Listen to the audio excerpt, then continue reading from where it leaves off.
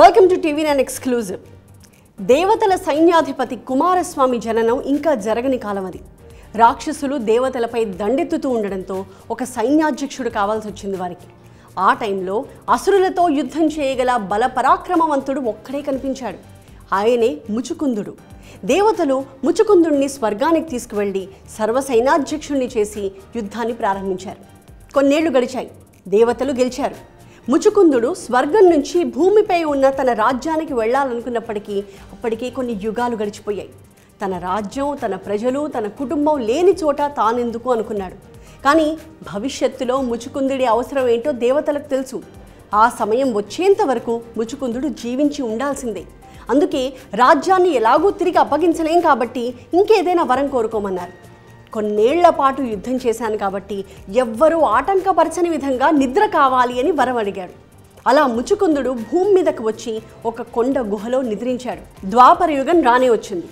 శ్రీకృష్ణుణ్ణి సంహరించడానికి జరాసంధుడు 17 సార్లు ప్రయత్నించి విఫలమయ్యాడు. ఇలా కాదని యవన దేశం నుంచి, అంటే ఇప్పటి గ్రీస్ నుంచి కాలయవనుణ్ణి తీసుకొచ్చారు. ఇదే త్వరలో మన కార్తికేయ 3 సినిమాలో కూడా రాబోతోంది. ఆ కాలయవనుణ్ణి సంహరించగలిగేది ముచుకుందుడే అని శ్రీకృష్ణుడికి తెలుసు. అందుకే ఆయన నిద్రిస్తున్న ఆ గుహలోకి కాలయవనుణ్ణి రప్పించాడు. ముచుకుందుడికి మరో వరం కూడా ఇచ్చారు దేవతలు. ఆయన నిద్రని భంగపరిచిన వారిని కాల్చి బూడిద చేసే వరం అది. అలా శ్రీకృష్ణుడిని సంహరించడానికి వచ్చిన కాలయవనుడు ముచుకుందుడి నిద్రని భంగపరిచి బూడిదైపోతాడు. ఆ తర్వాత ముచుకుందుడు శ్రీకృష్ణుడి పాదాలు కడుగుతాడు. అలా అక్కడ ఒక నది పుడుతుంది. ఆ విధంగా పుట్టిన నదే ముచుకుంద నది. కాలక్రమంలో దాని పేరే మూసీ నదిగా మారింది. ముచుకుందుడు నిద్రపోయింది సాక్షాత్తు మన వికారాబాద్ జిల్లా అనంతగిరి కొండల్లోనే అనేది పురాణ గాథ. మూసీ నది పుట్టింది కూడా ఆ అనంతగిరి కొండల్లోనే. ఈ పురాణ గాథకి గుర్తుగా ఇప్పటికీ అక్కడ 1300 ఏళ్ల నాటి అనంత పద్మనాభస్వామి ఆలయం ఉంది. ఇంతకీ ముచుకుందుడు అక్కడే ఎందుకు నిద్రపోయాడు? అక్కడి వనమూలికల గాలి అలాంటిది కాబట్టి. వికారాబాద్కి హవా లాఖో మరీజోంకి దవా అంటారు. వికారాబాద్ అడవుల్లోని కొన్ని వృక్షాలకు ఒక మహత్తుందంటారు వైద్యులు. ఆ గాలి క్షయవ్యాధిని తగ్గించగలదు. అందుకే 1946లోనే అక్కడ టీబీ శానిటోరియంని ఏర్పాటు చేశారు. ఆ అడవుల్లో 500కు పైగా ఔషధ మొక్కలున్నాయని పేర్లతో సహా గుర్తించారు ఉస్మానియా యూనివర్సిటీ రీసెర్చ్ స్కాలర్స్. అలాంటి వికారాబాద్ అడవుల్లో 2900 ఎకరాల విస్తీర్ణంలో రాడార్ స్టేషన్ ఏర్పాటు చేయబోతోంది ఇండియన్ నేవీ. ఆ రాడార్ స్టేషన్ ఏర్పాటుకు వికారాబాద్ అడవుల్లోని 193,000కు పైగా చెట్లను నరకాల్సి వస్తోంది. మూసీ నది పుట్టిన ఆ అడవుల్లో గండిపేటకి నీళ్లు తీసుకొచ్చే మూసీ నది సమీపంలో 193,000 చెట్లు తీసేయాలనుకుంటున్నారు. ఇది అఫీషియల్ స్టేట్మెంట్ కూడా. సరిగ్గా చెప్పాలంటే వికారాబాద్ అడవి ప్రాంతంలోని దామగుండం రిజర్వ్ ఫారెస్ట్ ఏరియాలో నేవీ రేడార్ స్టేషన్ ఏర్పాటు చేయబోతోంది. ఎవరు పుట్టించారో తెలియదు కానీ దామగుండంలో 12 లక్షల చెట్లు కొట్టేస్తున్నారు అంటూ కొన్ని వార్తలు సర్క్యులేట్ అవుతున్నాయి.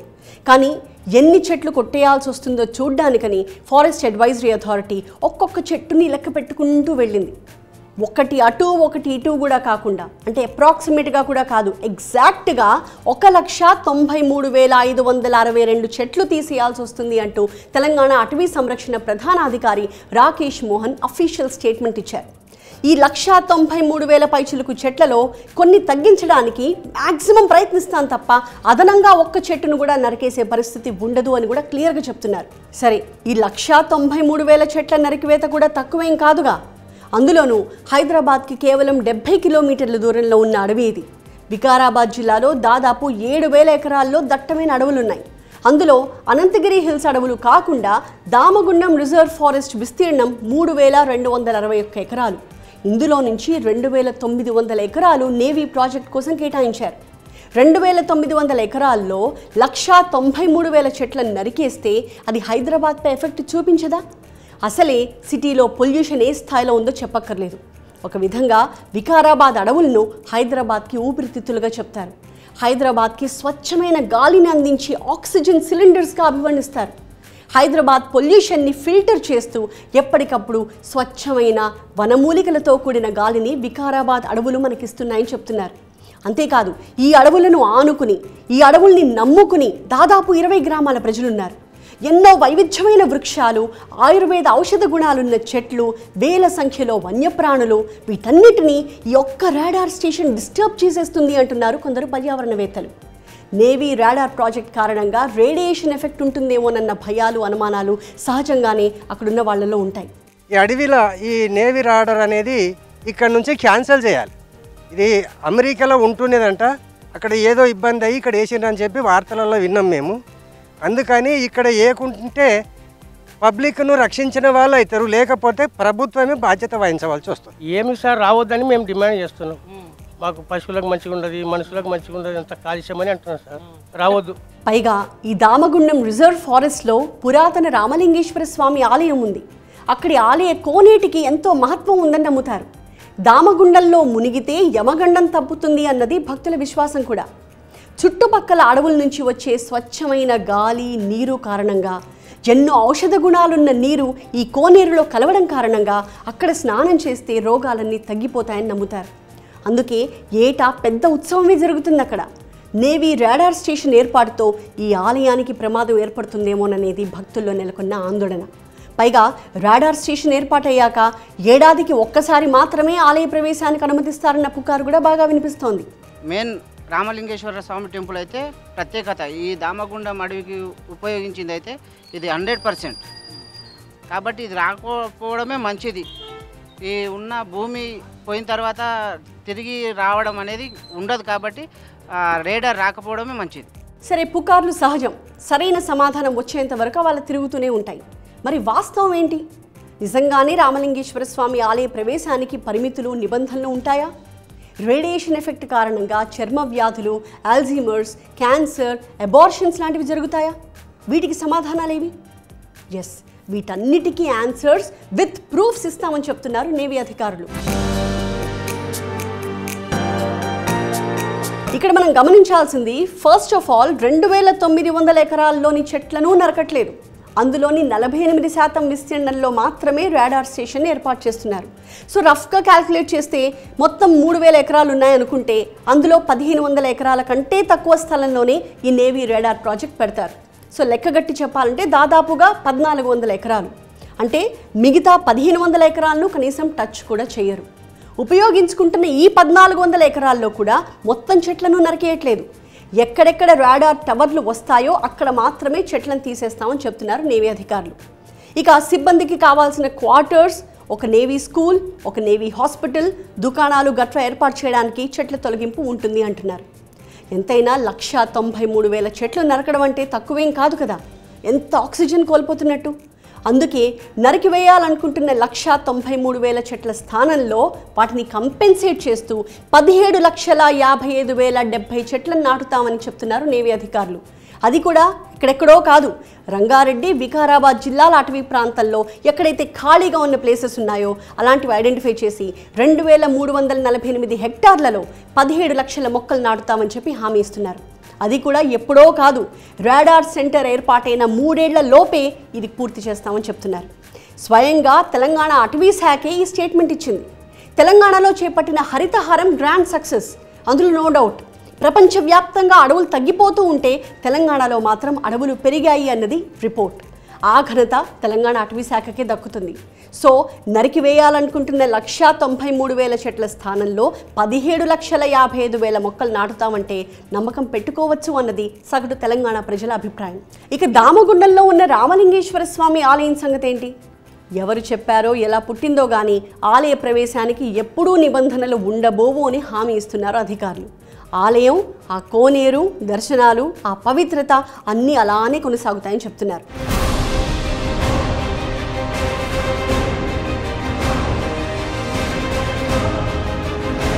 మరో వార్త కూడా సర్క్యులేట్ అవుతోంది. ఈ నేవీ రేడార్ స్టేషన్ ఏర్పాటుని 11-12 రాష్ట్రాలు తిరస్కరించాయని. లాజికల్గా ఆలోచిస్తే ఈ వార్తలో నిజం లేదనే అనిపిస్తుంది. ఎందుకంటే ఈ రేడార్ స్టేషన్ని ఖచ్చితంగా దక్షిణ భారతదేశంలోనే పెట్టాలి. అసలు దక్షిణ భారతదేశంలో ఉన్నవే 5 రాష్ట్రాలు. మరి 11-12 రాష్ట్రాలు తిరస్కరించాయనే వార్త ఎక్కడిది? ఇంతకీ ఈ ప్రాజెక్ట్ని అసలు సౌత్ ఇండియాలోనే ఎందుకు పెట్టాలి? అక్కడికే వద్దాం. ఒక్కసారి మన ఇండియా మ్యాప్ని గమనిస్తే తూర్పున బంగాళాఖాతం, పశ్చిమాన అరేబియా సముద్రం, దక్షిణాన హిందూ మహాసముద్రం. 3 వైపులా ఉన్న ఈ సముద్రాలకు రాడార్ స్టేషన్ నుంచి సిగ్నల్స్ వెళ్ళాలి. అలాంటప్పుడు తీసుకెళ్ళి ఎక్కడో ఉత్తర భారతదేశంలో ఎందుకు పెడతారు? సరే, సౌత్ ఇండియాలో 5 రాష్ట్రాలు ఉన్నాయిగా, తెలంగాణలోనే ఎందుకు? అందులో కూడా వికారాబాద్ అడవుల్లోనే ఎందుకు పెట్టాలి? ఎవరో ప్రశ్నిస్తున్నట్టు కోలార్ గోల్డ్ ఫీల్డ్స్, కేజీఎఫ్ భూములు ఖాళీగానే ఉన్నాయిగా, అక్కడ పెట్టుకోవచ్చుగా. నిజానికి వికారాబాద్ ప్రాంతానికి ఒక ప్రత్యేకత ఉంది. ఆ మాటకొస్తే తెలంగాణకే ఒక ప్రత్యేకత ఉంది. అదేంటంటే ఆ ప్రాంతం మొత్తం డెక్కన్ ప్లాట్యూ, అంటే ఒక పీఠభూమి, సముద్ర మట్టానికి కాస్త ఎత్తులో ఉంటుంది. కాబట్టి హైదరాబాద్లో వాతావరణం కాస్త చల్లగా, మిగతా ప్రాంతాల కంటే కాస్త డిఫరెంట్గా ఉంటుంది. ఎత్తుగా ఉంటుంది అనే ఈ కారణంతోనే రాడార్ సెంటర్ని వికారాబాద్లో ఏర్పాటు చేయాలనుకుంటోంది ఇండియన్ నేవీ. దామగుండం ఏరియా సముద్ర మట్టానికి 250 మీటర్ల ఎత్తులో ఉంటుంది. అంతేకాదు, ఇండియన్ మ్యాప్ని మళ్ళీ పరిశీలిస్తే దక్షిణ భారతదేశానికి వికారాబాద్ అడవులు సరిగ్గా మధ్యలో ఉంటాయి. అంటే 3 సముద్రాల మీదుగా ఒకేసారి ఇక్కడి నుంచి రాడార్ సిగ్నల్స్ పంపించవచ్చు. అందుకే దామగుండం ఫారెస్ట్ని ఒక స్ట్రాటజిక్ లొకేషన్గా సెలెక్ట్ చేసుకుంది ఇండియన్ నేవీ. 2007 నుంచి ఈ ప్రాంతం కావాలని అడుగుతూనే ఉంది. అంటే ఆల్మోస్ట్ 17 ఇయర్స్గా ఇదే ప్రాంతం కావాలని అడుగుతోంది. అంటే ఇండియన్ నేవీకి, భారత రక్షణ రంగానికి ఈ ప్రాంతం ఎంత ఇంపార్టెంట్ అయి ఉంటుంది. నేవీ అధికారులు 1500 ఎకరాల లోపల గ్రీన్ ప్లాంటేషన్ పెంచుతారు. వాళ్ళ ఉత్తర ప్రత్యుత్తరాలు కూడా రాశారు. అది గ్రీన్ ప్లాంటేషన్ అంటే చెట్లు పెంచుతారు వాళ్ళు. అక్కడ క్రూర మృగాలు, జంతువులు, పశుపక్షాదులు ఉండేటట్టుగా వసతులు కల్పిస్తారు. వాళ్ళందరికీ కూడా ఉండడానికి వసతులు కల్పిస్తారు. ఇలాంటిది నేవీ ప్రాజెక్ట్ అనమాట. దీని వల్ల పర్యావరణానికి ఎలాంటి ముప్పు లేదని ప్రధానమంత్రి కార్యాలయమే ఉత్తరం రాసింది.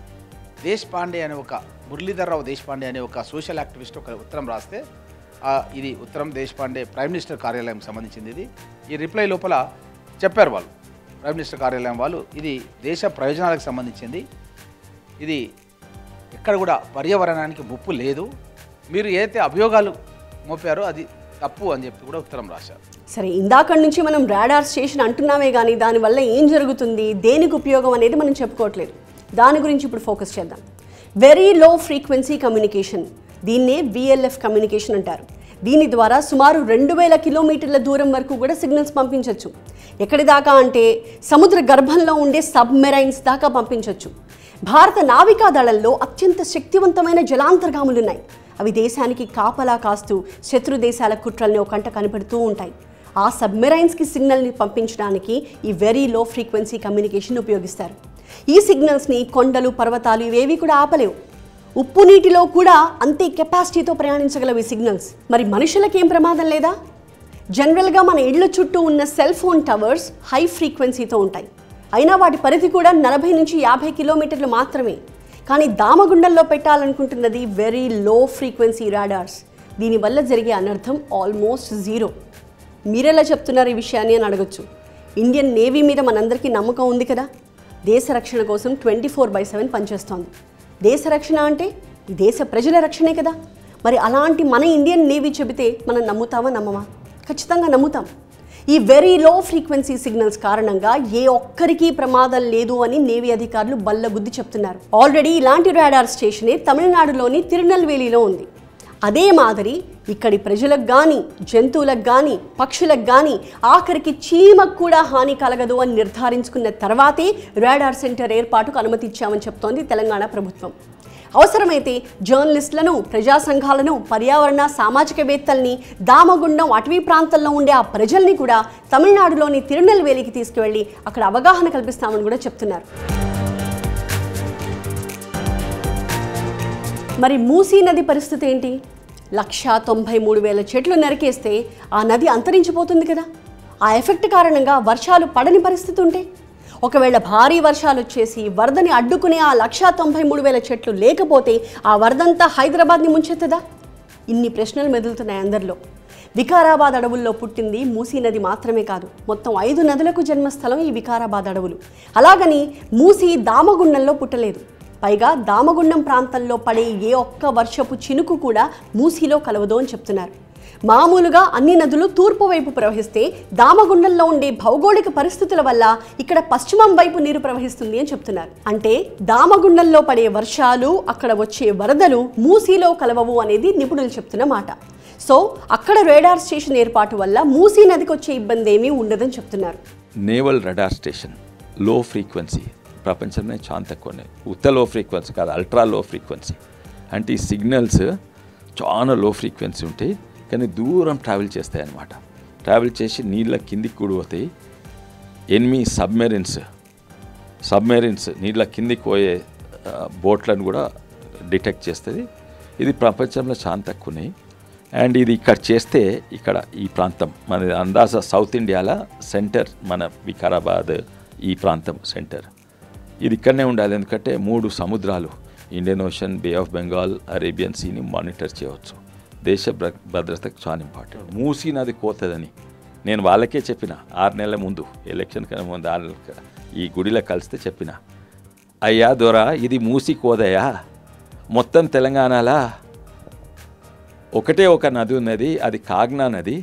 అది అన్నీ కూడా వెస్ట్ టు ఈస్ట్ ఫ్లో అయితే ఇది ఈస్ట్ టు వెస్ట్ ఫ్లో అవుతుంది. దీంట్లో ఒక్క సుక్క కూడా ఇంట్లో పడ్డది మూసీ కోదంటే అప్పుడు వాళ్ళ కళ్ళు తెరిచిర్రు. ఈ మూసీ నది ఇవి ఒక్క సుక్క కూడా ఈ మూసీ క్యాచ్మెంట్ ఏరియా లేదు. ఇది పర్యావరణానికి హాని కలుగుతుంటే ఎవరు ఊరుకోరు. అలా జరగదని నమ్మింది కాబట్టి కేంద్రం ఈ ప్రాజెక్ట్కి గ్రీన్ సిగ్నల్ ఇచ్చింది. పర్యావరణ అనుమతులు కూడా వచ్చాయి. అయితే లక్షల చెట్ల నరికివేతతో జరిగే నష్టాన్ని పూడ్చాలని మాత్రం కండిషన్ పెట్టింది. ఈ ప్రాజెక్ట్కి కావాల్సిన స్థలం, పర్యావరణ ప్రభావం, అడవికి జరిగే నష్టం, ఇలా ప్రతి అంశంపై కమిటీలు వేసి రిపోర్ట్లు వచ్చిన తర్వాతే కేంద్ర ప్రభుత్వం ఈ ప్రాజెక్ట్ని అనుమతించింది. అన్నీ పరిశీలించారు కాబట్టి రాష్ట్ర ప్రభుత్వం 2017లో 2900 ఎకరాల అటవీ స్థలాన్ని నేవీకి అప్పగించడానికి అంగీకరించింది. ఆ టైంలోనే జియో 44 కూడా జారీ అయింది. కాంగ్రెస్ ప్రభుత్వం వచ్చిన తర్వాత దామగుండం రిజర్వ్ ఫారెస్ట్లో కేటాయించిన 2900 ఎకరాలకు సరిహద్దుల్ని చూపించి ఈ భూముల్ని అప్పగించింది. నిజానికి రోడ్ల కోసమని, ప్రాజెక్టుల కోసమని, అభివృద్ధి కోసమని తెలంగాణలో 24,000 ఎకరాల్లోని చెట్లను నరికేశారు. మరి అప్పుడెందుకని ఇంత ఉద్యమం జరగలేదు? తెలంగాణలో పోడు వ్యవసాయం కోసం 12 లక్షల ఎకరాల్లో చెట్లు కొట్టేశారని స్వయంగా గత ప్రభుత్వమే స్టేట్మెంట్ ఇచ్చిందంటున్నారు. అందులో 4 లక్షల ఎకరాలకు పట్టాలిచ్చారు. మరి 12 లక్షల ఎకరాల్లో చెట్లు కొట్టేసినప్పుడు మాట్లాడని వాళ్ళు దేశ రక్షణ, దేశ ప్రయోజనాల కోసం 2900 ఎకరాలు ఇస్తే ఎందుకు మాట్లాడుతున్నారని ప్రశ్నిస్తున్నారు కొంతమంది. కాళేశ్వరం ప్రాజెక్టు కట్టినప్పుడు ప్రాజెక్ట్ కావచ్చు, కెనాల్లకు కావచ్చు, సుమారుగా 20,000 ఎకరాలు ఫారెస్ట్ అడిగిపోయింది. దానికి కాంపెన్సేటరీ ఫారెస్టేషన్ వేరే దగ్గర చేసినాం. ఇంకా 2014 నుంచి తెలంగాణ ఫామ్ అయిన కాడ నుంచి పోడు వ్యవసాయం అని 12 లక్షల ఎకరాల అడవి భూమిని నరికినారు. ఇది నేను చెప్పడం కాదు, స్వయాన ముఖ్యమంత్రి గారే అసెంబ్లీలో చెప్పినాడు. 12 లక్షల ఎకరాల అడవి భూమి పోడు వ్యవసాయం కింద తెచ్చినారు. దాంట్లో నుంచి మొన్న ఒక 4 లక్షల ఎకరాల వరకు పట్టాలు చేసినారు. ఇంకా బ్యాలెన్స్ ఉంది. అంటే ఇక్కడ ఏంటంటే అడవి కొట్టద్దు అని అంటే మరి ట్రైబల్స్ ఎట్లా బతకాలా, వాళ్ళు వ్యవసాయం చేసుకోవాలా. కాబట్టి బ్యాలెన్స్ చేయాల్సిన అవసరం ఉంది. ఇక్కడ ఒక విషయం చెప్పుకోవాలి. పోఖ్రాన్లో అణుపరీక్షలు చేయడానికి ఇండియా ఎంత కష్టపడిందో తెలుసుగా. శాస్త్రవేత్తలు ఆర్మీ డ్రెస్లో వెళ్లాల్సి వచ్చింది. అణుబాంబులు, పరికరాలను రాత్రిళ్లు తరలించాల్సిన పరిస్థితి. ఏమాత్రం హడావిడి జరిగినా అమెరికా శాటిలైట్స్ కనిపెట్టేస్తాయి. కనిపెడితే ఏంటి ప్రాబ్లం? వాటిని నాశనం చేయడానికి కూడా వెనకాడని రోజులవి. అందుకే అంత జాగ్రత్తగా ప్లాన్ చేశారు. ఇప్పుడంటే ఇండియా ఒక సూపర్ పవర్గా ఎదుగుతోంది. మన డిఫెన్స్ సెక్టార్ని, మన అవసరాలని అడ్డుకోగలిగేంత సీన్ ఇప్పుడు ప్రపంచ దేశాలకు లేదు. కాకపోతే ఒక్కటి చేయగలవు, జనంలో అనుమానాలు, భయాలు, ఆందోళనలు పుట్టించి ఉద్యమాలు చేయించగలవు. అందులోనూ ఇండియన్ నేవీకి అత్యవసరమైన సాంకేతిక పరిజ్ఞానం ఇది. దీన్ని అడ్డుకోవాలంటే ఒక్కటే మార్గం, లేనిపోని భయాలు సృష్టించడం. దామగుండం విషయంలో కూడా అలాంటి ప్రయత్నాలే జరుగుతున్నాయా అనేది కొందరి అనుమానం. ఎందుకంటే మొత్తం 2900 ఎకరాల్లో ఒక 1392 ఎకరాల్లో మాత్రమే చెట్లు నరుకుతామంటుంటే, అది కూడా దేశ రక్షణ కోసం ఉపయోగిస్తుంటే, నరికివేస్తున్న 193,000 చెట్ల స్థానంలో 17 లక్షల మొక్కల్ని తిరిగి నాటుతున్నామని చెబుతుంటే ఇంత రాద్ధాంతం చేయడం ఏంటి అనేది కొందరి అనుమానం. ఫైనల్గా చెప్పేది ఏంటంటే, నిజం కంటే పుకార్లే బలంగా నాటుకుపోతాయి కాబట్టి ఆ కోణంలో ఆలోచించాల్సిన అవసరం ఉంటుంది. దామగుండంలో ఏర్పాటు చేయబోయే రాడార్ స్టేషన్ పైన, దాని ప్రభావం పైన ఇప్పటికైతే చాలా అనుమానాలున్నాయి. ఆ భయాలను పోగొట్టాల్సిన బాధ్యత నేవీతో పాటు రాష్ట్ర అధికారులది కూడా.